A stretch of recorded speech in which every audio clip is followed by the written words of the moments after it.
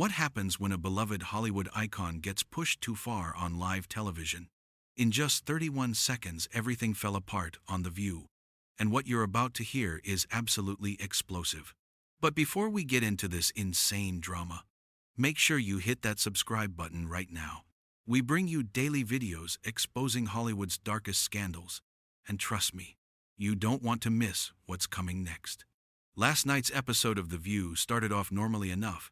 Michael J. Fox was invited on the show to talk about his new foundation work and his decades-long battle with Parkinson's disease.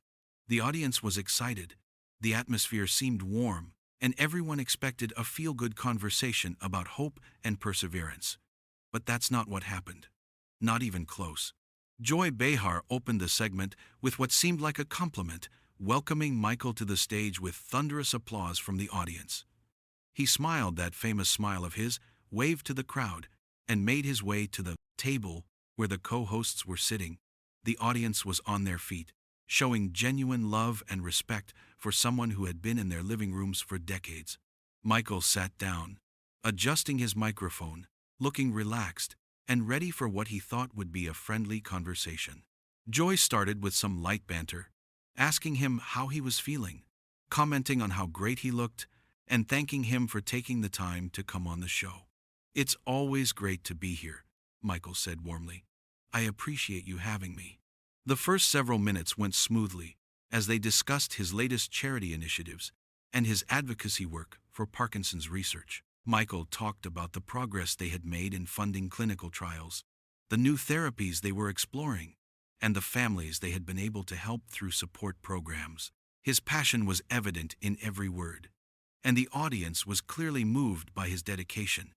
"We've just launched a new program that connects and bow newly diagnosed patients with mentors who have been living with Parkinson's for years," Michael explained. "One of the hardest parts of getting diagnosed is feeling alone, like you're the only one going through it. This program changes that." The co-hosts nodded along, asking thoughtful questions about the foundation's work. For about 10 minutes, it was exactly the kind of interview Michael had expected. Positive, informative, and focused on making a difference. The audience seemed engaged, and everything was going perfectly. But then Joy's tone shifted slightly. She leaned forward, her expression becoming more serious, and you could feel the energy in the studio change. "You've been such an inspiration to so many people," Joy said, leaning forward. "But I have to ask you something that's been on everyone's mind." Michael nodded, still smiling. "Sure, go ahead." "You've been very quiet about politics lately," Joy continued. "Given everything that's happening in this country, don't you think someone with your platform has a responsibility to speak out more?" You could see Michael's expression shift. His smile faded just a bit, and he took a moment before responding. "I prefer to focus on the work I'm doing with the foundation. That's where I think I can make the most difference." Joy wasn't satisfied with that answer. "But Michael, silence in times like these is basically taking a side, wouldn't you say? People look up to you. They need to hear from voices like yours." "With all due respect, Joy," Michael said, his tone becoming firmer, "I don't think my job is to tell people what to think politically. I'm here to talk about Parkinson's research and the lives we're trying to save." The energy at the table changed instantly. The other co-hosts exchanged uncomfortable glances, sensing the tension building like a storm about to break. Joy leaned back in her chair, crossing her arms in that way she does when she's about to dig in her heels. "That's a very convenient position to take when you've already made your millions and have the luxury of staying quiet," she shot back, her voice dripping with implications. The audience went completely silent. You could hear a pin drop in that studio.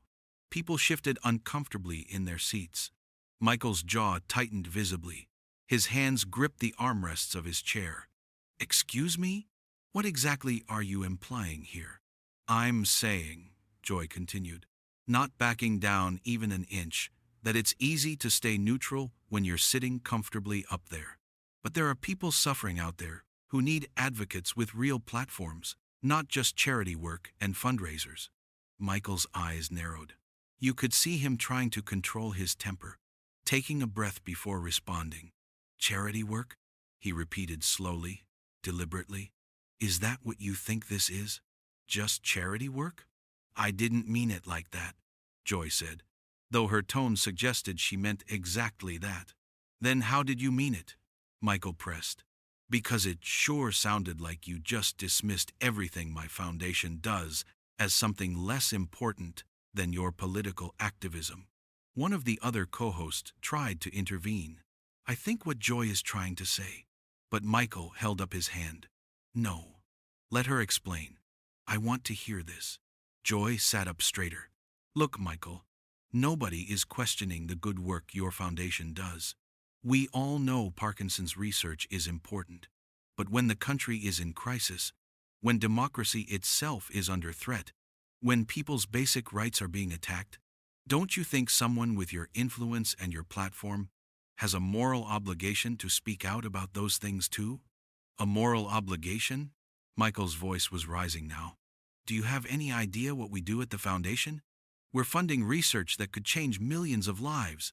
We're supporting families who are going through absolute hell, who can't afford their medications, who are losing hope. We're giving people a fighting chance against this disease. That's not just charity work, Joy. That's real, tangible impact on actual human lives. Joy wasn't letting it go. She shook her head firmly. I'm not diminishing your foundation, Michael. I'm really not. What I'm saying is that you have a voice that millions of people listen to, and you're choosing not to use it when it matters most politically. You're choosing to stay silent on issues that affect every single American. Maybe I don't want to use my medical condition as a political weapon, Michael fired back, his voice sharp with frustration. Maybe I think there are better ways to help people than getting on television every week and spouting talking points that divide everyone even more than they already are. The tension was through the roof now. The cameras kept rolling, catching every uncomfortable moment, every grimace, every sharp intake of breath from the audience. One of the other co-hosts tried again to jump in and change the subject, suggesting they talk about Michael's upcoming projects. But Joy wasn't done. Not by a long shot. So you think what we do here is just spouting talking points? Joy asked, her voice getting noticeably louder, her face flushing with anger. We're trying to hold people accountable, Michael. We're trying to make a real difference in how people think about the most important issues facing this country. We're trying to protect democracy itself.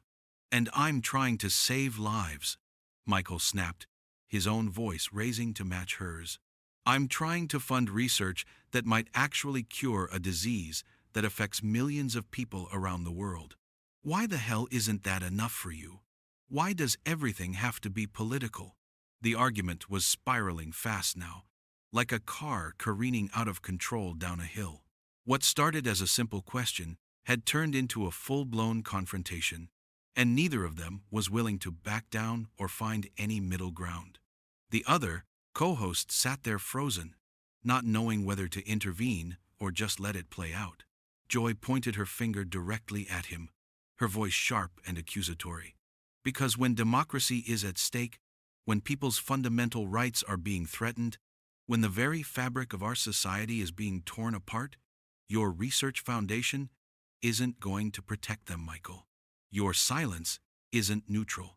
Your silence is a choice, and it's the wrong choice. Michael stood up abruptly from his chair, the sudden movement causing it to scrape loudly against the floor. His face was red with anger, his hands trembling slightly. My silence? Are you kidding me right now? I've spent 30 years dealing with this disease in the public eye. 30 years, Joy. I've testified before Congress multiple times. I've raised hundreds of millions of dollars for research. I've given everything I have, everything I am, to this cause. And you're sitting there telling me it's not enough because I won't play your political games on television? This isn't a game, Joy shouted back, also standing now, her chair pushed back aggressively. The studio audience collectively gasped. This is about people's lives. This is about the future of this country. This is about whether we're going to have a democracy for your grandchildren to live in. So is what I do, Michael yelled, his composure completely gone now. Every single goddamn day, Joy. Every day I wake up and I fight this disease. And I fight for everyone else who has it too. I fight for the kids who get diagnosed at 20 years old and think their life is over. I fight for the parents who can't afford their medications. I fight for the researchers who need funding to do their work. But that's not good enough for you, is it? That's not good enough, because I won't stand up here and endorse your specific political agenda. The studio was in complete chaos now. The producers were frantically trying to figure out whether to cut to commercial. The other co-hosts were trying desperately to calm things down, their voices overlapping as they attempted to restore some kind of order. But it was way too late for that. The argument had reached a boiling point, and there was absolutely no coming back from it. Joy's face was furious now, her expression twisted with anger and indignation. If you think caring about democracy and human rights is just a political agenda, then maybe you don't understand what's really at stake in this country. Maybe you've been in your ivory tower for so long that you've forgotten what regular people are going through. Ivory tower? Michael's voice cracked with disbelief and rage. Are you serious right now? I live with a degenerative disease every single day. I shake, I fall, I struggle to do basic things that most people take for granted.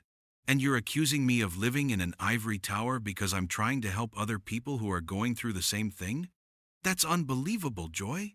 That's absolutely unbelievable. That's not what I meant, and you know it, Joy shot back, but her voice wavered slightly. Then what did you mean? Michael demanded. Because from where I'm standing, it sounds like you're saying that unless I'm fighting your specific fights, unless I'm focusing on your specific issues, then I'm not doing enough. It sounds like you're diminishing everything I've accomplished because it doesn't fit into your narrow definition of activism. One of the co-hosts put her hand on Joy's arm, trying to de-escalate. Maybe we should all just take a breath here. But Joy shook her off. No, I want to finish this. Michael, you're twisting my words. All I'm saying is that we need people with platforms like yours to speak out about what's happening in this country. We need leaders. We need voices. We need people who aren't afraid to take a stand. And maybe you don't understand that not everything has to be about politics. Michael shot back, his voice hoarse from yelling.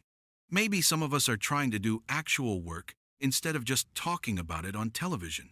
Maybe some of us believe that helping people directly, one by one, through research and support, is just as valuable as any political statement. That line hit hard. You could see it in Joy's face. The insult landed exactly as Michael intended it to. Her expression changed from angry to absolutely livid, her eyes flashing with fury. "Get out," she said quietly, her voice dangerously low and controlled. "What?" Michael asked, genuinely surprised despite all the anger. "I said, get out," Joy repeated, her voice getting louder with each word. "If you're going to sit here and insult what we do, if you're going to mock the work we do every day to inform people and hold power accountable, then you can leave. This is my show, and I don't have to sit here and take this disrespect from you or anyone else." Michael stared at her in complete disbelief, his mouth literally hanging open. "Are you seriously kicking me off right now? After you ambushed me with political questions that had nothing to do with why I came here? After you attacked everything I've dedicated my life to?" "Yes, I am," Joy said firmly, her arms crossed tight across her chest. "You can take your self-righteous attitude and your convenient silence, and you can go. We don't need people on this show who think they're too good for political discussion." The audience gasped audibly. Some people looked shocked, their hands covering their mouths. Others looked uncomfortable, shifting in their seats. A few people even started whispering to each other. The cameras kept rolling, capturing every single second of the absolute disaster unfolding in front of millions of viewers. Michael shook his head slowly, letting out a bitter, incredulous laugh. "This is unbelievable. This is absolutely unbelievable. You invite me on here. You attack everything I've dedicated my life to. You insult my work. You question my character, and then you have the nerve to kick me off for defending myself, for standing up for what I believe in? You came on here with an attitude from the start, Joy argued, her voice rising again. You clearly think you're better than us because you do medical research and we do political commentary. You think your work is more important, more meaningful, more valuable than what we do here every day. I never said that, Michael protested, his voice breaking with frustration and hurt. I never once said that. You're the one who started attacking me for not being political enough. You're the one who called my life's work just charity. All I wanted to do was come here and talk about the foundation and the incredible work we're doing to help people. But you couldn't help yourself. You had to turn it into this. You had to make it political. You had to attack me for not being the kind of activist you think I should be. Joy took a step closer to him, her finger pointing at his chest. Then maybe you should have been more prepared to answer tough questions, instead of hiding behind your foundation and your disease. The moment those words left her mouth, the entire studio seemed to freeze. Even Joy looked like she immediately regretted saying it, but it was too late. The words were out there, hanging in the air like poison. Hiding? Michael's voice cracked with raw emotion, tears actually forming in his eyes. I've hidden from nothing, Joy. Nothing. I've lived with this disease in front of the whole world for 3 decades. I've let cameras follow me through my worst moments, my most vulnerable moments, the moments when I could barely function, so that other people with Parkinson's wouldn't feel alone. I've shared my struggles, my fears, my pain with millions of people. I've done everything I can to make a difference, to give hope to people who are terrified and don't know what their future holds. And you're standing here, on live television, calling that hiding? His voice broke completely on the last word. For a moment, the anger gave way to genuine hurt, and you could see just how deeply Joy's words had wounded him. The audience was completely silent now, many people looking genuinely upset by what they were witnessing. For just a second, Joy seemed like she might soften, like she might take back what she said, or at least apologize. Her expression flickered with something that might have been regret. But then her jaw set again, and instead of backing down, she doubled down on her position. If you're not going to speak out about what matters politically, about what's happening to this country, then yes, I think you're hiding from your responsibility, Joy said, her voice hard. I think you're taking the easy way out. I think you're using your foundation as an excuse to avoid taking real stands on real issues. That was it. That was the absolute final straw. Michael's face went through a whole range of emotions: shock, hurt, anger, and finally, a kind of cold determination. He reached down and pulled off his microphone with shaking hands, his movements deliberate and final. He yanked the wire out and dropped the whole thing on the table with a loud thud that echoed through the silent studio. You know what, Joy? You're absolutely right about one thing, Michael said, his voice eerily calm now, which was somehow more powerful than all the yelling. I am leaving, but not because you're kicking me off. I'm leaving because I don't need to sit here and be insulted and belittled by someone who thinks the only way to make a difference in this world is by arguing on television and tearing other people down for making different choices. He picked up his jacket from the back of his chair, his movements slow and purposeful. He took his time, making it clear that he was leaving on his own terms, not being rushed out. The cameras followed his every move, and you could see the determination in his face mixed with the hurt that was still there beneath the surface.